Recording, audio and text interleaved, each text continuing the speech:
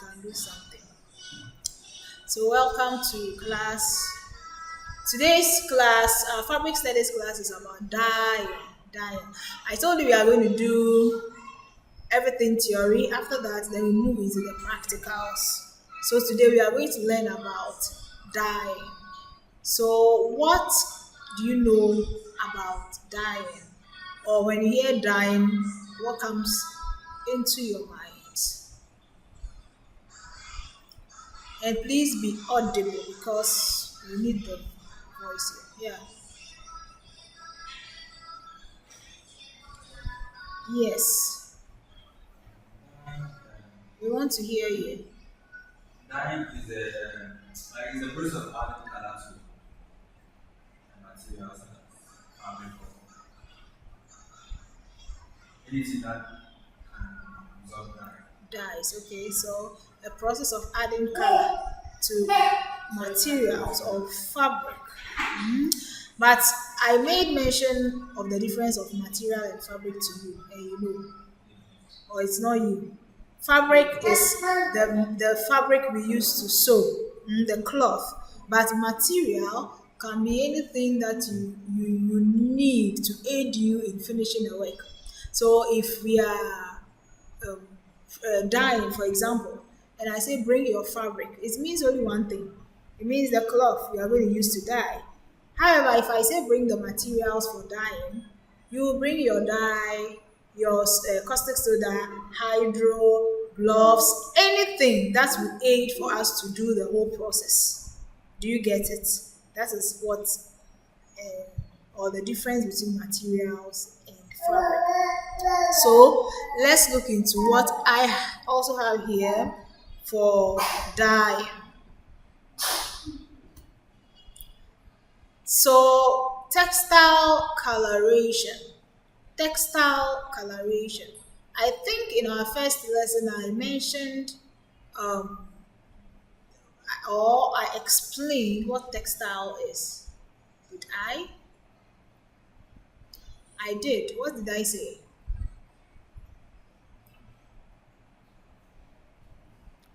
If we say a textile, again, let me come back to fabric. What is the difference?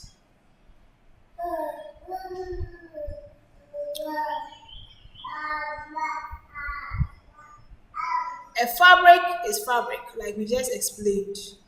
It means one thing, just the cloth, the textile cloth. But if we say textile, we can even say textile products. It's a lot. In our last lesson, I mentioned that the bags we carry are textile products. Even the bags, they are made in different textile fibers. I mentioned that the furniture in our living rooms are also made from textile. They're also textile products, and most of them too are colored. We went as far as mentioning agro-textile and geotextile. We did all that. So all these are part of textile. So if we say textile, basically a lot of people's knowledge goes to only fabric, which isn't so. Do you understand? Because we can dye sneakers, true or false. You have sneakers. Let's assume it is white. Let's assume it is white sneaker. We can dye it, true or false. True or false. And the sneaker itself is a textile product because it's made from leather and fabrics and some other materials. And all those materials are from textile fibers. So that canvas, for example, is a textile product. And we can color that textile product. I hope you understand me. That is why this topic, textile coloration, so you don't limit yourselves to only fabric. However, for the purpose of this course, we are concentrating on fabric, the fabric parts. Do you understand? Do we get it? All right. So color is extremely important in textile, yes. because first it gives variety, it gives aesthetic beauty to what you want to produce. And the color of the textile product is a major factor in marketing and use of that product. I want us to concentrate on the bolded text. So the color of textile can be used to differentiate groups of people, such as uniforms used for athletic teams, hospital personnel, or military organizations. Even let's take senior high schools for example. Okay, somebody who is in high school. Sometimes we have um, houses where we say this person belongs to house one or house A, house two, house three, and house four. Then we have jerseys in different colors. Maybe house one has a color in red, two has green, three has blue, and four has yellow. So if we go for sporting activities, you see that you will wear the jersey of your house. So once we get onto the field, we are already identified with our colors. Nobody needs to tell anybody that this person is in house one or house two. So it is used to differentiate groups of people. Okay, and they have stated examples here, or even hospital personnel. When you go to the hospital, you will find doctors. For doctors, aside the color of their fabric, the style of clothing or the design they wear will tell you that this person belongs to this department. Even the nurses, the color green and white shows this person is an SRN nurse. And then we have those who wear the pure white. And some of them are matrons, some of them too by qualification. They wear them, so it depends on the person's the department. Okay, so it happens in the hospital as well. Military organizations also, it happens. So color can also be functional, such as camouflage or protective uniforms. The protective uniforms, for example, for military men are the bulletproof garments. Some of the protective uniforms for baseball players, those who play the baseball, they wear protective uniforms so they don't get hurt. Even footballers also wear protective uniforms. The shin guards, they are also protective distance for them. And they are textile products. Are we getting it? Good. So color plays a major factor in textile. All right. So let's move to the next slide. Now we are talking about dyeing today. We want to know what is a dye. What is a dye? A dye is a substance that changes the color of an object. Not only this thing is here object because we have classified textiles, we've classified fabric also. So the object here signifies any of those two. So dyeing is one of the oldest methods of textile coloring and has been used since ancient times. The process which we all know, it involves you immersing the fabric into the dye bath for some number of minutes. The number of minutes depends on how much dye you want the fabric to take or how deep you want your color to be. For example, when you are dyeing a color like red, the longer your fabric stays in the dye, the darker your red color is going to be. If it stays in it for a shorter period, it will be lighter according to the amount of time you left it in. And that depends on what the textile designer is looking for. That will determine how long you want your fabric to sit in the dye. Okay? Now, we have so many different types of dyes. Okay, so some are made from plants and flowers. Um, the plants may be harvested for their raw material, or they may be grown specifically for dye production. When you are doing textile, even for printing, we have dyes that are produced naturally. One of the trees is the badia tree. It's a local this thing, language. It is tree. So we say it's produced from the badia tree trunk. They cook it like the way we cook medicine. Then they cook it for the mixture to be thick, to thicken. It looks brownish.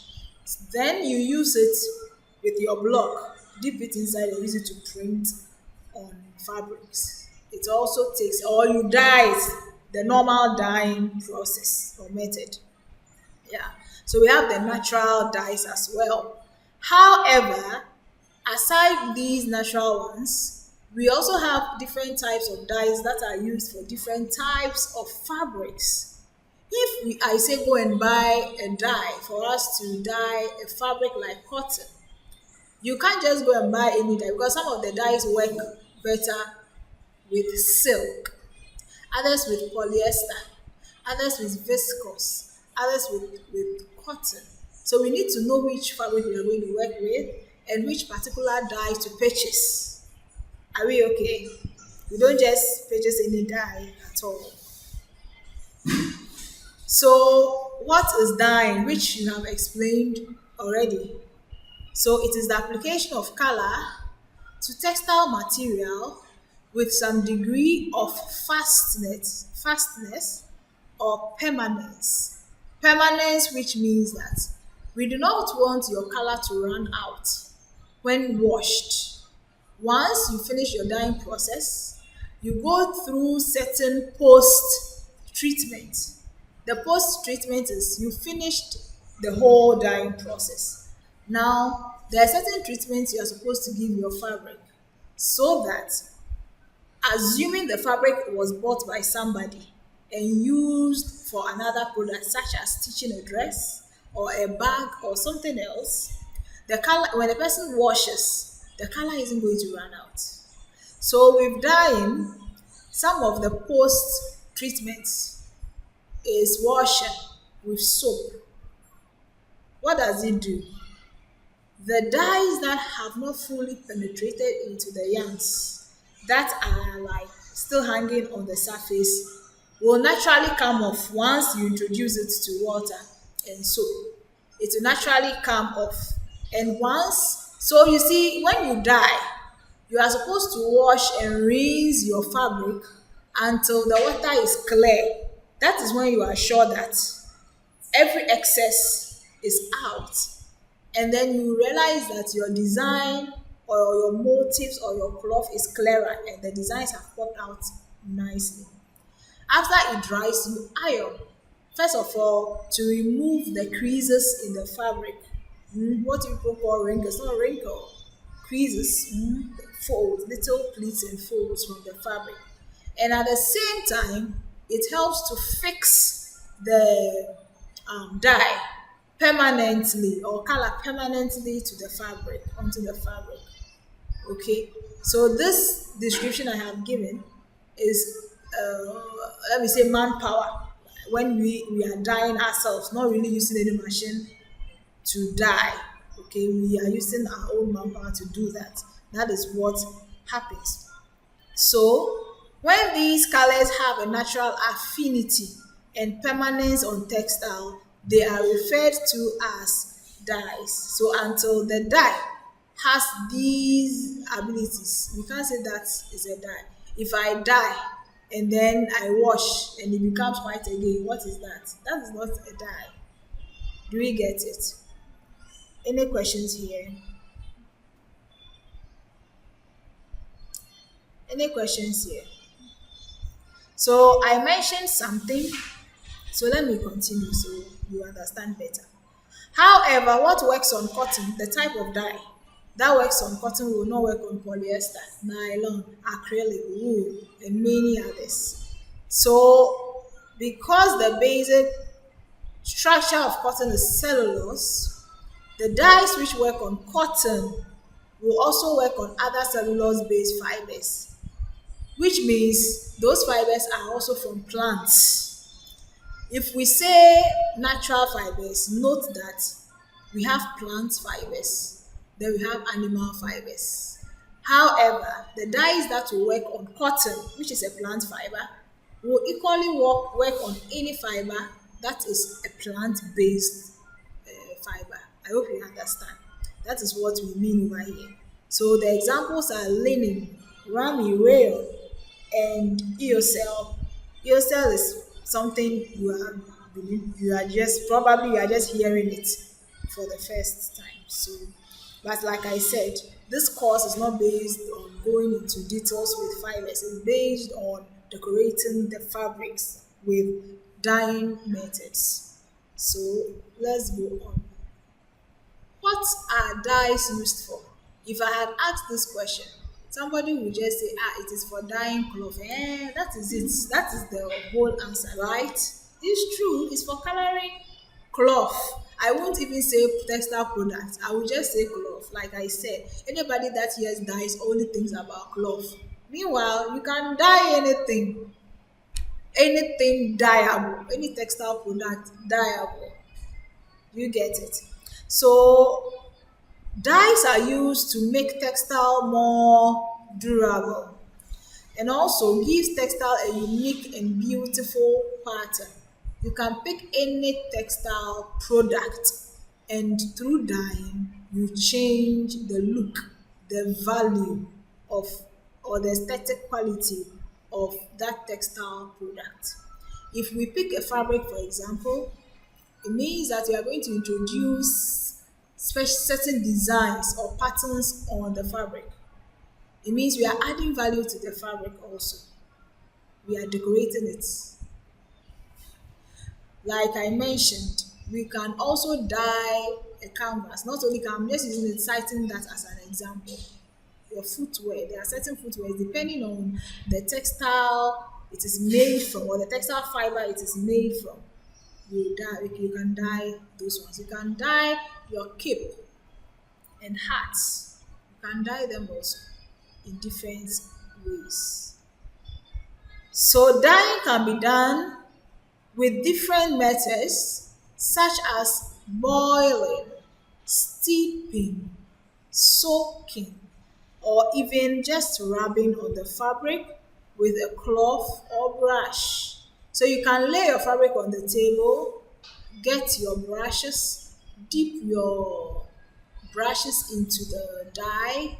That means in this instance, your dye stuff or mixture is going to be a bit thicker than when you have to soak your cloth inside the dye bath. If you are going to soak your cloth inside the dye bath, it means you add a portion of water to the dye mixture, the mixture you have made, so that you can soak your cloth in it, for your cloth to sit in it. That is where you determine if you want your fabric to be lighter or deeper, like per the color you are using. Now, this method, the brush method, cloth or brush, maybe you want brush stroke patterns in your work. You can do it. Even if you had already dyed the fabric, but you want to use that thing as texture as some portions in your garment, you can still do it. It depends on what outcome the textile designer is looking for. Okay, so we have steeping. If you are steeping something, how do we do it? You don't soak the whole fabric, you don't leave the whole fabric inside the water, the dye bath. You hold it and be doing up and down. But there's one particular process that requires this steeping method, and we will be doing it. It's part of what we do, and you'll be introduced to it. I think it's in this particular lesson. Are we okay? So we'll be using steeping, we'll be using soaking, brush. I don't know because it will depend on the designs you want to work with. Are we okay? Right. Now the dyeing process in textile, the dyeing process in textile, it is a short, interesting process, but it can be elongated when you keep writing a lot of things. So dyeing is a process that involves mixing together compounds of colorant, which is the dye, and binder. The binders are the caustic soda and the hydrosulfide in order to create shades of color from light to dark. The dyeing process is all about absorption and diffusion. When I was talking about the post treatment for dyed fabrics, I mentioned that when you wash, the excess color comes out if it has not been well absorbed or seated in the yarns or diffused into the yarns. They are the ones that run out once you start washing those fabrics. Now, absorption, we all know what absorption is. Okay, is the transferring of dyes from the aqueous solution onto the fabric surface. Absorption is just transferring the dyes onto the surface. However, diffusion is a deeper method. That is when you know that the fabric is seated. So when the fabric diffuses into the yarns. So diffusion is the dyes getting dispersed into the fibers. Okay, and of course the temperature and other controlling factors play a major role. When you are mixing dyes, you see the way there are certain foods. Okay, baby cerelac, for example, some or mostly you are required to use warm water. Why? We don't want lumps. We don't want lumps in it. We want it to be smooth. We want the solution. Let me say solution. We want it to be smooth. So if we want it to be smooth, we need to add a bit of warm water to mix it so that we break the lumps. So that is how we treat dyes. We heat water, and if we want to mix the dye, we add hot or warm water to the dyes only, not the chemicals. The dyes only, so that we mix them and not create lumps before we start adding those chemicals. We'll be doing that practically. So yeah, so that will come under temperature when we get there. Okay, now the dyeing process is divided into two parts: yarn dyeing and piece dyeing. What is yarn dye? We understand, we know what a yarn is, but if we say yarn dye, what does it mean? It's a process of dyeing yarns before weaving or knitting them into fabric. So the fabrics that we buy, sometimes you see that the fabric is in two colors, or it is check or plaid, like the way I use check because that's the local language we know. Plaid, gingham. Gingham is also another kind of check. Okay. Now, the yarns may be colored before it is used for weaving. For example, the kente weaving yarns are examples. They are already colored.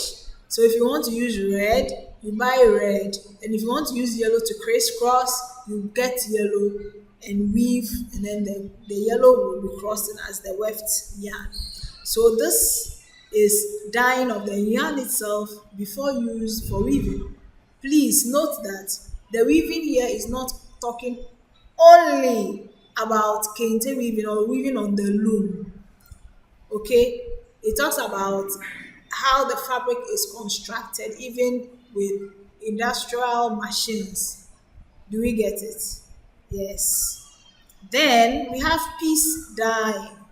It is the process of dyeing cloth after it has been woven or knitted. Now, in this case, we do piece dyeing because the cloth is in its complete state already and we dye. So we do the piece dyeing, but the yarn dyeing happens mostly in the industries. Do we get it? Because we do not start our production from yarn stage. That's why I'm telling you that. If we were doing a pure textile something, It means that we ourselves are going to harvest the yarns, treat the yarns, go through the yarn treatment processes, comb the yarns, and then weave those yarns into fabrics. But we are not going through those technical aspects. So for us, it is only piece dyeing we do. Do we understand? Any questions so far?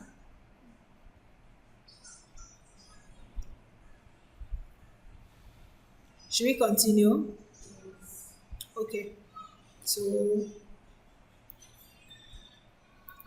dye stuffs. Dye stuffs. We are talking about the types of dyes that we have. So I mentioned earlier on that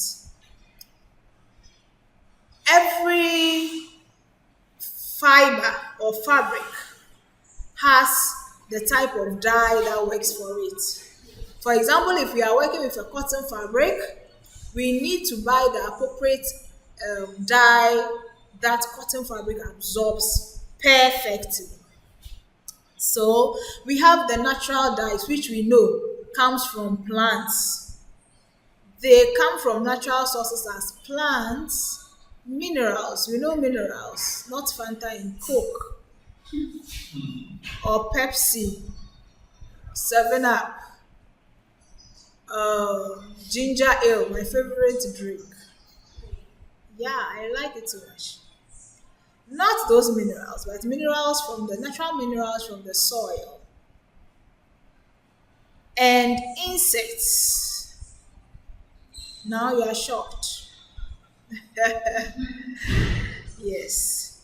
So the natural dyes are more environmentally friendly than synthetic dyes and can provide rich and one of a kind colors. Yes, you can't just mix any color and get those colors. They are very natural and they produce unique colors. But most of these natural colors too are earthy. I don't know how to explain. They are like earth colors, like tans. A lot of them.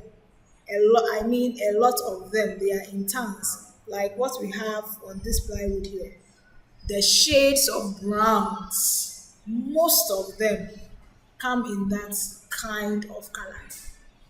Most, I didn't say all of them, I said most. So they are more expensive and less color fast than synthetic dyes. If they say the thing is less color fast, what does it mean?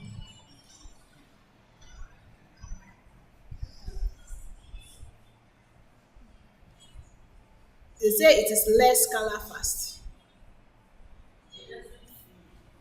What is okay? What is color fast? If the thing is they say color fastness, what does it mean? If they say the thing is color fast, what does it mean?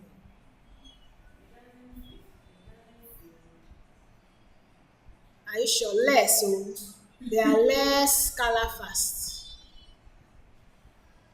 It means that I'm not cry fading, you can be pale cry. It will become a little bit paler early, okay?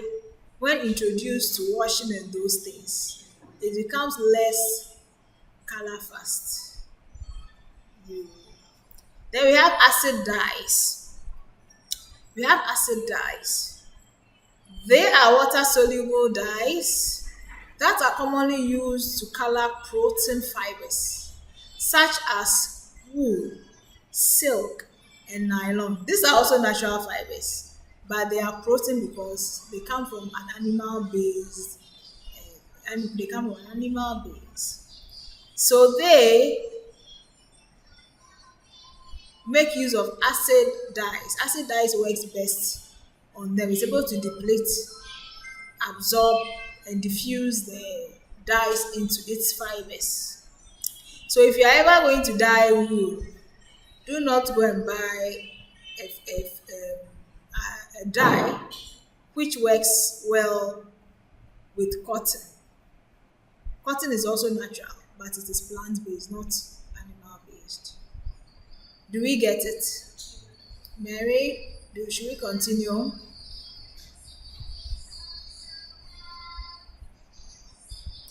So these acid dyes are also referred to as anoic anionic dyes. Anionic dyes.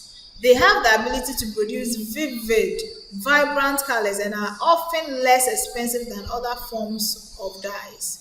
It means that when you use these dyes, it gives you very colorful patterns. For example, it is these colors are clear, it comes out nicely. However, it is more difficult to utilize and are not as color fast as the other dyes. This one too, if they say they are not as color fast as the other dyes, it means they fade easily. That's what it means. Do we get it? Yeah. So basic dyes. Basic dyes. These are what also water soluble. Someone will now ask, so madam, we also have VAT dye. All right, so let's finish this. Do you have anything to say? Uh-huh.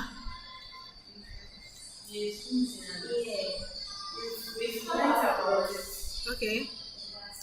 So these are also what now you are going to apply that knowledge.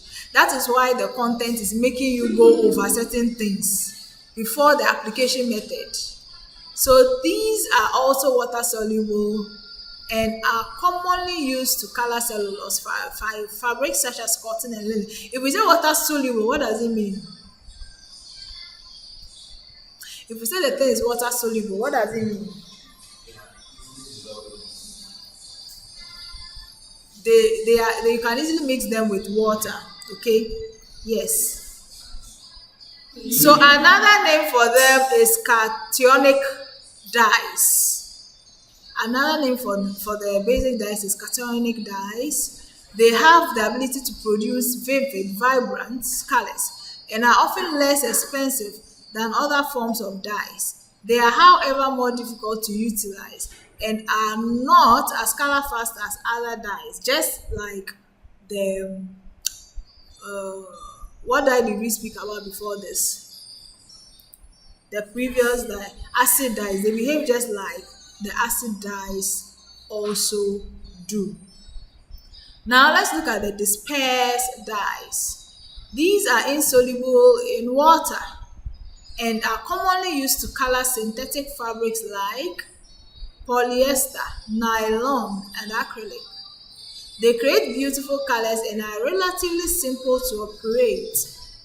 They are, however, more expensive than other forms of dyes. Okay? Reactive dyes. Reactive dyes. These are water-soluble dyes that are commonly used to color cellulose fabrics such as cotton, linen, and rayon. What are cellulose fabrics? I have explained it already. They are usually plant-based. They develop a chemical bond with the fiber. I'm not supposed to read this, which results in exceptional color fastness and washability. They create beautiful colors and are relatively simple to operate. They are, however, more expensive than other types of dyes and necessitate specific dyeing conditions. So each dye has its own distinctive qualities and is appropriate for different sorts of textiles. That is for reactive dye. So if we are dyeing mercerized cotton, the thing says this thing is cotton. What dyes are we supposed to go and buy? You have to buy a dye that we know cotton will absorb properly. True or false? Then we have, okay, so those are the types of dye stuffs we have. If you are going to, well, in our setting here, most of the dyes we use is the cotton one because cotton is a fabric that we find easily here as well. All right. Yes. Any questions so far?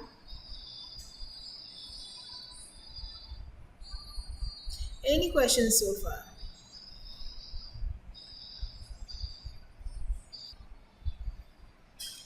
So methods of dyeing. We have bale dyeing. Please note that these methods of dyeing, I'm not talking about the dyeing we do only maybe in our practical studios. Some of these dye processes are done in the industries or at the yarn development stages. Are we okay? Because yarns are also dyed, they are colored. All right. So one of the dyeing methods is bale dyeing. And this is a low cost method to dye cotton cloth. The material is sent without scoring or singeing. We have done these things. What is scoring? What is singeing? Through a cold water bath where the seized warp has affinity for dye. So this is where the cotton fabric is dyed in the industry at that level. So by the time the fabric comes, it is no more in pure white as we see some of these fabrics. So we move to batik dyeing. This is one of the oldest forms known to man. Let me move forward. Portions of the fabric are coated with wax so that only unwaxed areas will take on the dye matter. They are just talking about batik dye, batik, whereby you have your motifs on a block, and that block usually we do it on foam, those cube foams that we see around. So you transfer your designs onto those cube foams, and then you lay your fabric flat, free from creases. You mark your fabric because you need to stamp your fabric in a straight line or in the repeat or the pattern in which you want your designs to be. You mark them in pencil or chalk. And then you melt your wax, dip your block into the wax. Then you stamp portions of the fabric that you do not want dye to penetrate. Wax is just like candle. Candle is just like, it's the same thing. Just that this one has been molded into a thin cylindrical something we call candle with the wick in. So it's the same wax. All right. So after that, when it dries very fast. After you have mixed your dye, you can soak, steep, whatever method you are using, your fabric into the dye stuff. And once the fabric absorbs the dye and the dye diffuses into the fabric, there is no way it will go into the areas that have been waxed. Do we understand? Because the areas have been, I don't know if I should use the term greased. We have used a resistance that does not allow for absorbency. So once we are done and we are sure that our fabric or our dye is well diffused and dispersed into the yarns, then we can dewax the fabric by dipping it into hot boiling water to bring out the wax completely before you wash and press. However, it means the color that the fabric is, the background color of the fabric is what the motifs will be in when you do it. So if you want multiple colors, this is what is going to happen. So let's assume that our fabric was in white, and then we have dipped our block into the wax, printed on parts or portions of the fabric where we want the motifs to appear. That is one. And then we have dyed this fabric probably in yellow, maybe 1, 2 colors. So you need to dye the lighter colors first. So we dye in yellow. This means that the rest or the parts of the fabric that is not covered in wax will take in the yellow. After that, we have to allow the fabric to dry a bit so that the dyes will disperse into the fabric. Then we want a second color. So we will take another motif or the same motif, depending on how you are working with your design. We will dip the block again into the wax and then stamp the yellow parts where we do not want the next dye to penetrate. Then we dye again, maybe this time deep green, we dye. So maybe it is only two colors we are working with. So when we dye the deep green, we wait for the color to disperse properly. Then we'll go and dewax the fabric. When we dewax, we will get three colors: the white, the yellow, and the green. So if you want five colors, you need to keep repeating this process until you dye the fifth color. Do we understand? Yes. So that is for batik dyeing.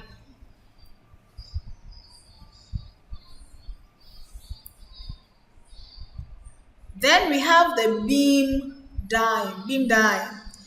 In this method, the warp is dyed prior to weaving. Before the fabric is woven, it is dyed. I told you some of the dyes are the yarns are dyed.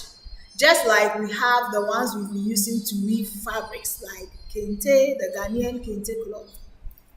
So it is wound onto a perforated beam. A perforated beam means that it has holes. Something wooden that has holes in it. And the dye is forced through the perforations, thereby saturating the yarn with color. So that is how the beam dyeing is done. We are not going to do beam dyeing here. Like I told you, we are going to do only piece dyeing. That is, after the fabric is in its usable stage, we are going to introduce patterns into it and dye. That's all. Then we have bell or speck dyeing. This is done mostly on woolens or westers.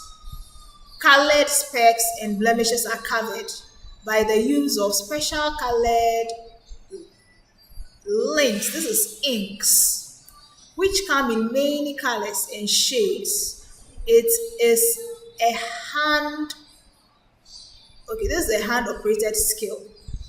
All right, it is done by hand, where you have your fabric and then you have certain parts of the fabric that are stained. What do we mean? You have dyed maybe you have dyed it in several colors, but there are portions of the fabric that are not supposed to take certain colors, but mistakenly the colors have run into that area.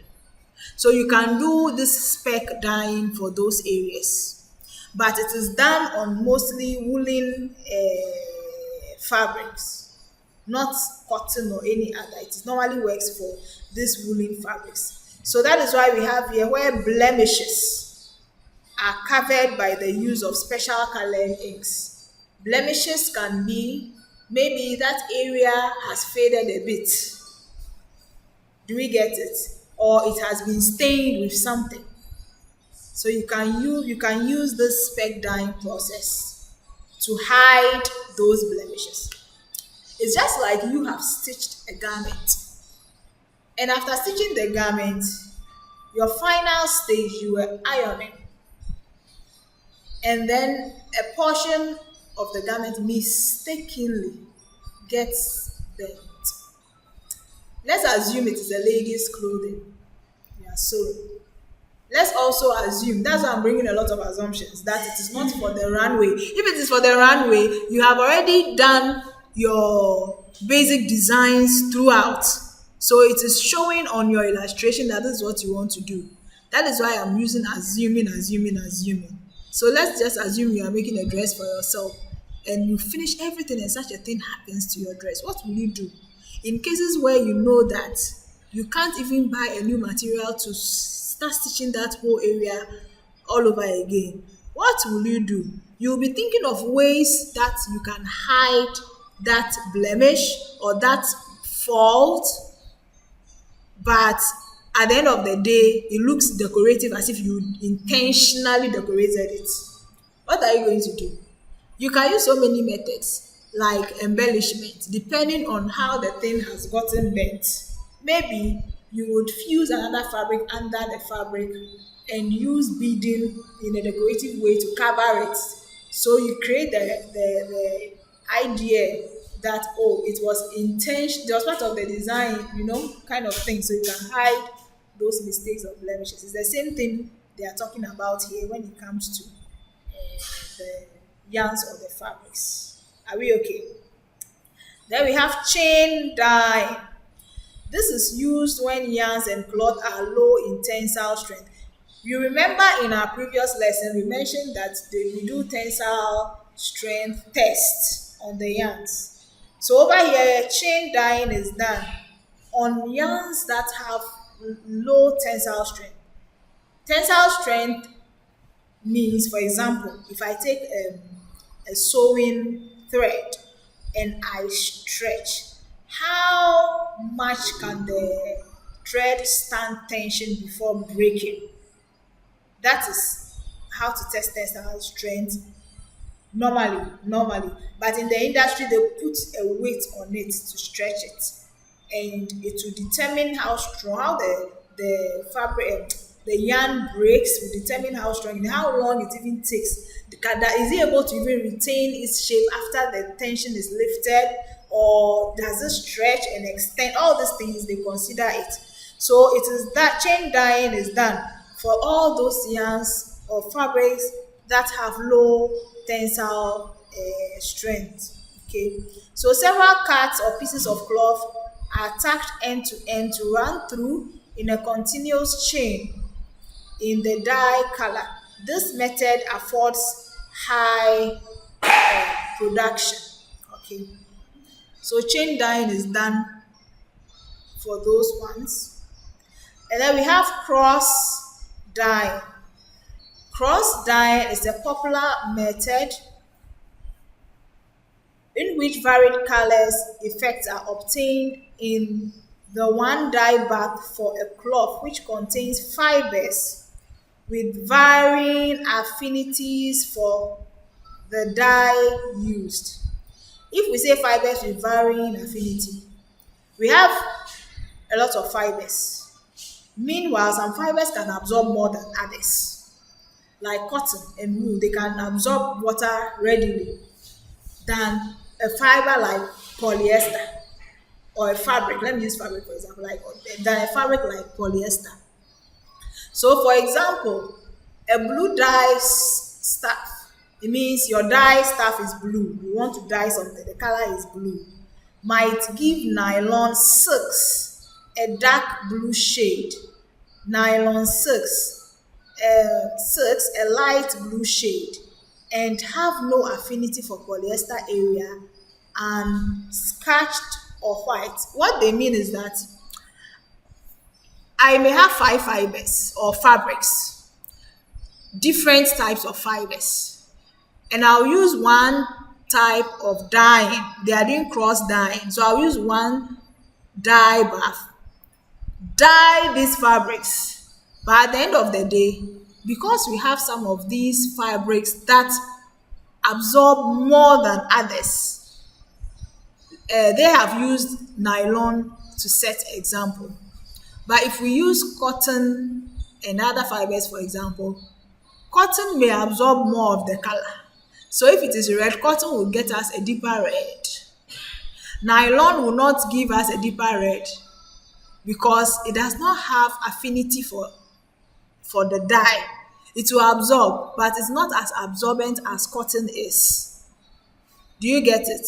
So when you use the same, this thing, cross dyeing, you use the same dye, you dye a lot of fibers at the same time. They'll give you different shades depending on how they absorb their absorbency abilities.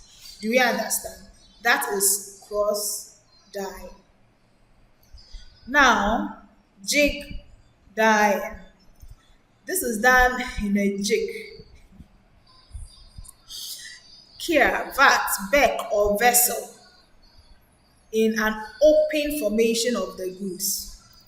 The fabric goes from one roller to another through a deep dye bath until the desired shade is achieved.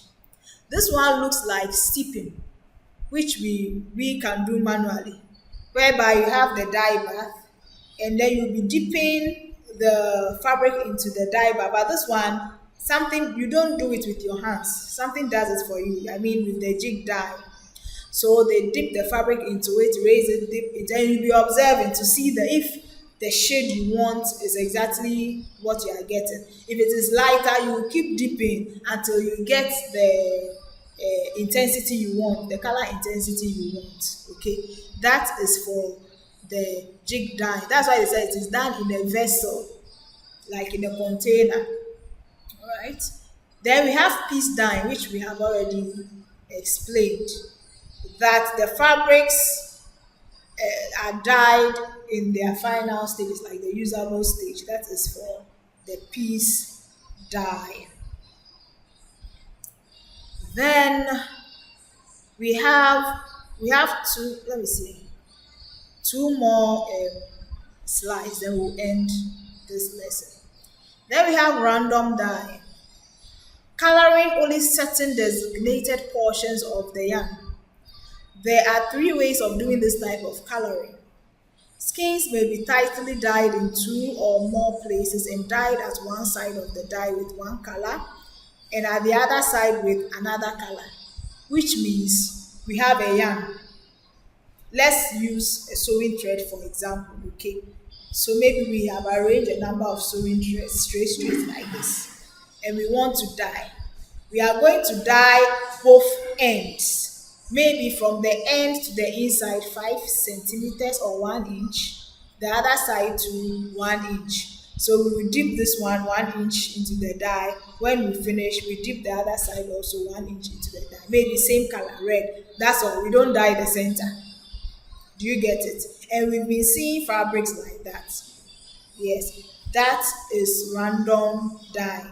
So one way to do random dyeing is what we just explained. Then the second type of random dyeing is that color may be printed onto the skins with a spread out, which are spread out on the blanket fabric for the printing machine.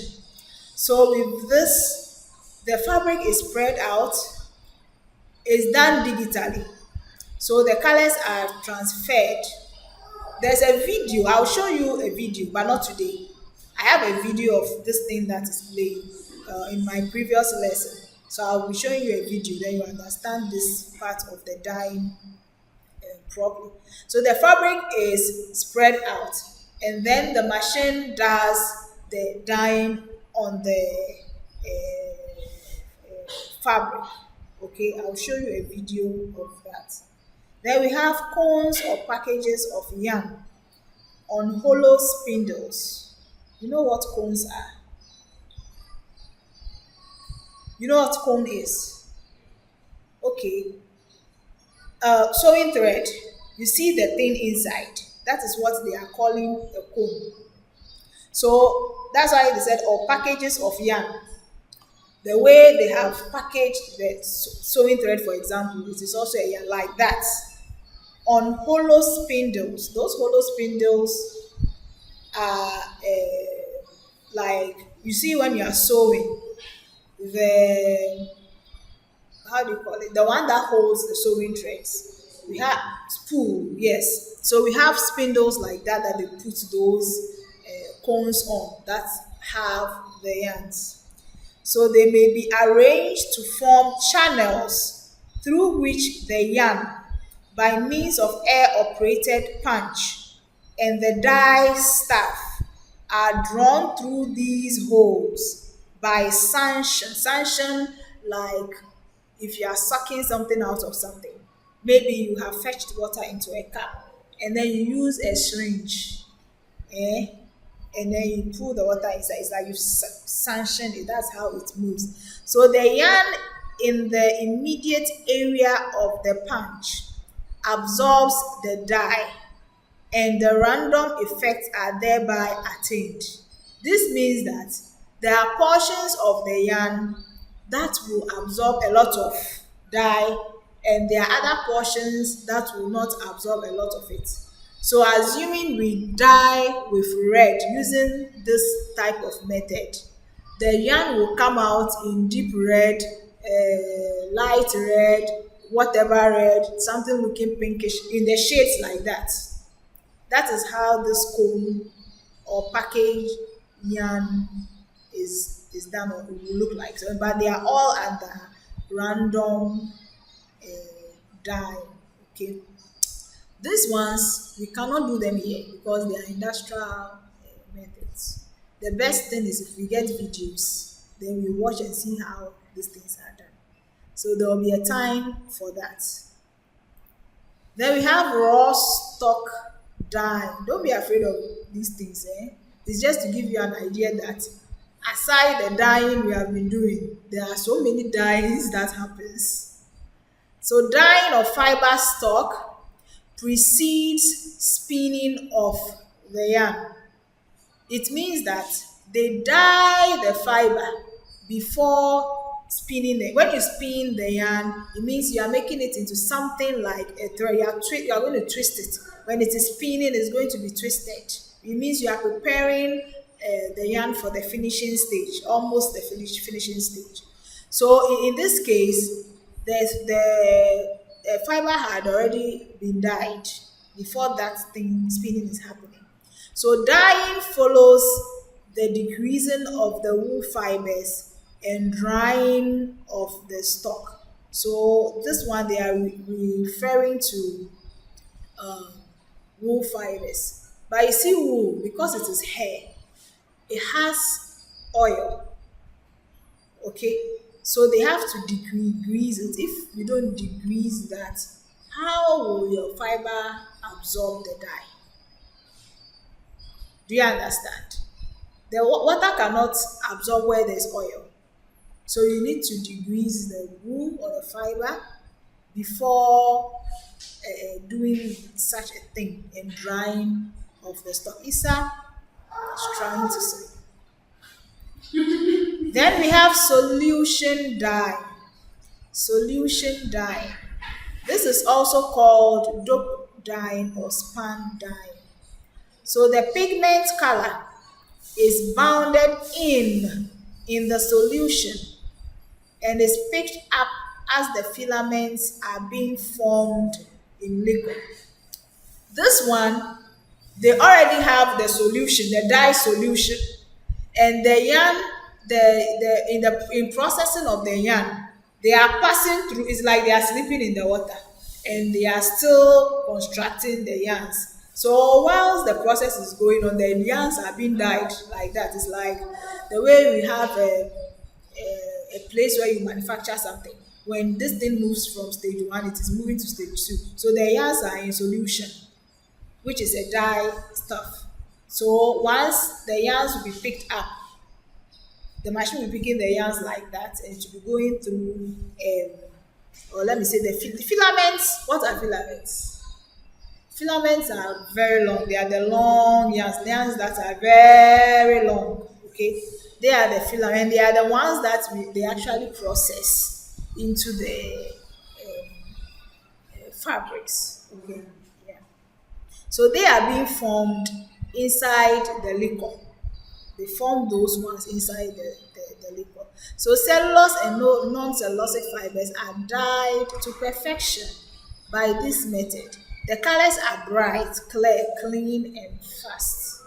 Yes. Then the last one is the yarn dye, which we have also learnt already, where the yarn is dyed before woven into a fabric, or whichever method that we use to weave or construct the fabric.